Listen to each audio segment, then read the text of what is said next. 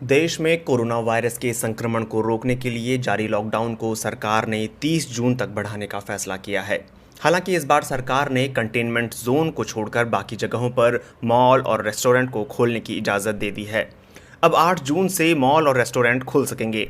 गृह मंत्रालय ने कंटेनमेंट जोन के बाहर के क्षेत्रों को फिर से खोलने के लिए नए दिशा निर्देश जारी कर दिए हैं।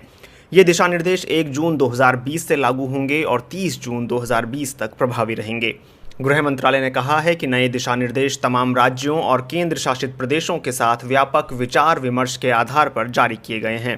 नए दिशा निर्देशों के अनुसार कंटेनमेंट जोन के बाहर वो सभी गतिविधियां फिर से शुरू हो सकेंगी जिन पर अब तक पाबंदी लगी हुई थी, लेकिन ऐसा चरणबद्ध तरीके से किया जाएगा। पहले चरण में 8 जून से धार्मिक स्थल और पूजा अर्चना के केंद्र, होटल, रेस्टोरेंट, हॉस्पिटैलिटी के क्षेत्र और शॉपिंग मॉल्स खोले जाएंगे। सरकार इन्हें अनलॉक चरण 1 कह रही है।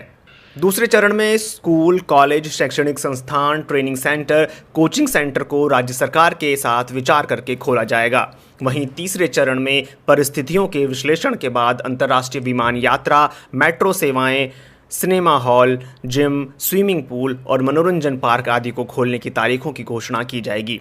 हालांकि कंटेनमेंट जोन में 30 जून तक सभी चीज़ें बिल्कुल बंद रहेंगी, यानी वहां पूरी तरह से लॉकडाउन रहेगा। सरकार ने अब नाइट कर्फ्यू में भी ढील दे दी है। अभी तक शाम 7 बजे से सुबह 7 बजे तक घर से बाहर निकलने पर पाबंदी थी, लेकिन नए दिशा निर्देशों के मुताबिक अब रात 9 बजे से सुबह 5 बजे तक ही कर्फ्यू रहेगा।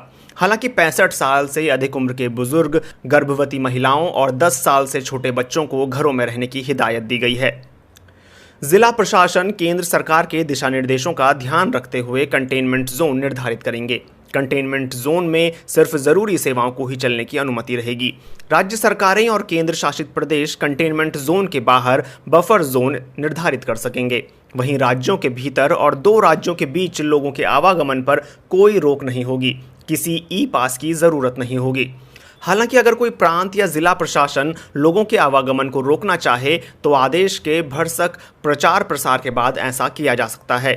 संबंधित प्रक्रिया की जानकारी भी लोगों को दी जाएगी।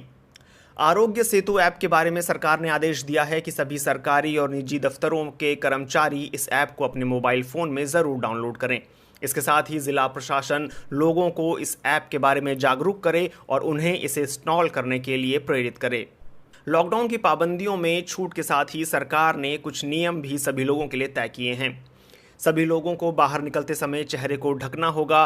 वो किसी मास्क या कपड़े से चेहरे को ढक सकते हैं। पब्लिक प्लेस पर लोगों को कम से कम 6 फीट की दूरी बनाकर रखनी होगी। दुकानों में फिजिकल डिस्टेंसिंग का ख्याल रखना होगा और एक वक्त में 5 से ज़्यादा लोग दुकान में नहीं रह सकते। ऐसे समारोह आयोजित नहीं किए जा सकते जिसमें भीड़ हो सकती है। शादी समारोह में 50 लोग ही शामिल हो सकते हैं। वहीं अंतिम संस्कार में 20 लोग शामिल हो सकते हैं। पब्लिक प्लेस पर थूकने पर भी जुर्माना लगाया जाएगा। जुर्माने से जुड़े नियम राज्य सरकारें तय करेंगी। पब्लिक प्लेस पर शराब, पान, गुटखा या तंबाकू का सेवन पूरी तरह प्रतिबंधित रहेगा। दफ्तरों में वर्क फ्रॉम होम जारी रहना चाहिए और जो लोग दफ्तर आ रहे हों उन्हें सैनिटाइजेशन और फिजिकल डिस्टेंसिंग का पालन ज़रूर करना होगा। आपको बता दें कि कोरोना वायरस के संक्रमण को रोकने के लिए देश में लागू लॉकडाउन का चौथा चरण कल यानी 31 मई को खत्म हो जाएगा। चौथा चरण 18 मई से 31 मई तक के लिए लगाया गया था। इससे पहले 25 मार्च से 14 अप्रैल, 15 अप्रैल से 3 मई और 4 मई से 17 मई तक के लिए लॉकडाउन का ऐलान किया गया था।